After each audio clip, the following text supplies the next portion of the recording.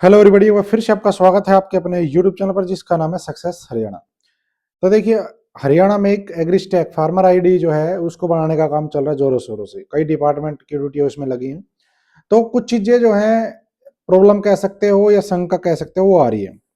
पहली बात तो ये कि ज्वाइंट अकाउंट है तो कैसे होगा, ये भी चीजों में कई किसानों को लग रहा है भाई ज्वाइंट अकाउंट है तो हमारा कैसे होगा, मैं तो ये किल्ला बो रहा हूँ या वो भाई ये बो रहा है तो उसको कैसे करेंगे।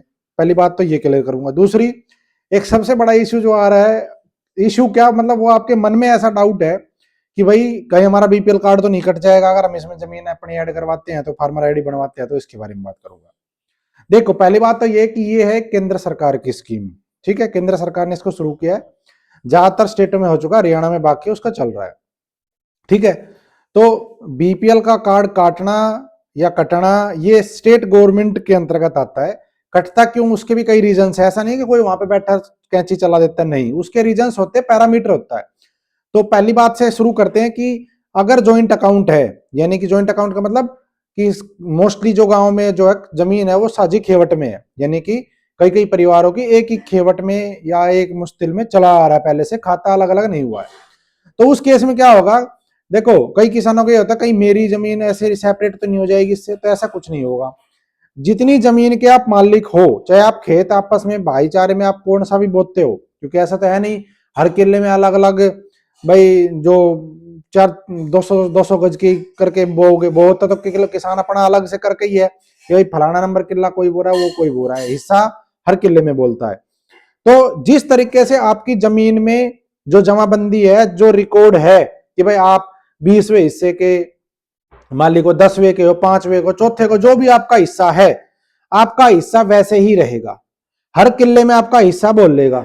ठीक है, तो जो ये सोच रहे हैं कि भाई मेरा हिस्सा इससे अलग हो जाएगा या ये हो जाएगा, नहीं। जो आपका साझा खेवट है, जो साझा खाता है वो एज इट इज रहने वाला है। आपकी सिर्फ और सिर्फ आपकी किस गांव में कितनी जमीन के आप हिस्सेदार और कौन कौन से किले में हिस्सेदार हो, वो सारी चीजें सरकार एक प्लेटफॉर्म पे ला रही है। यानी कि आपको अलग अलग किले की मैनुअली एंट्री नहीं करनी पड़ेगी। जो स्कीम्स होगी आगे, जैसे प्रधानमंत्री किसान सम्मान निधि है, उसमें जब आप फॉर्म भरोगे तो उसमें एक फार्मर आईडी का ऑप्शन था, अभी तक वो मैंडेटरी नहीं था, लेकिन अभी ये काम चल रहा है हरियाणा में तो वो मैंडेटरी भी हो जाएगा। क्यों, क्योंकि वो मैंडेटरी इसलिए नहीं था क्योंकि हर जगह बनी नहीं थी।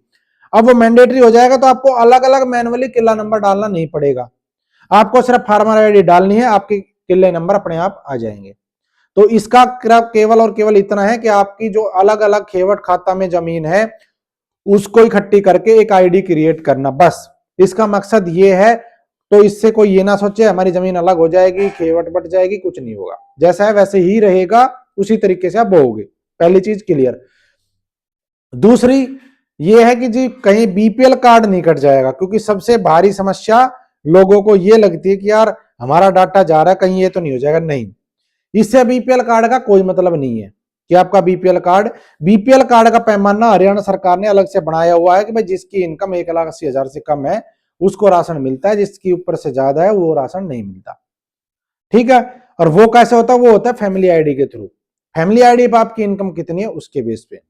और ये वाला जो डाटा है ये सेंट्रल गवर्नमेंट अपने पास जो है कलेक्ट कर रही है, इसमें आपका राशन कार्ड कटने का कोई लॉजिक नहीं है।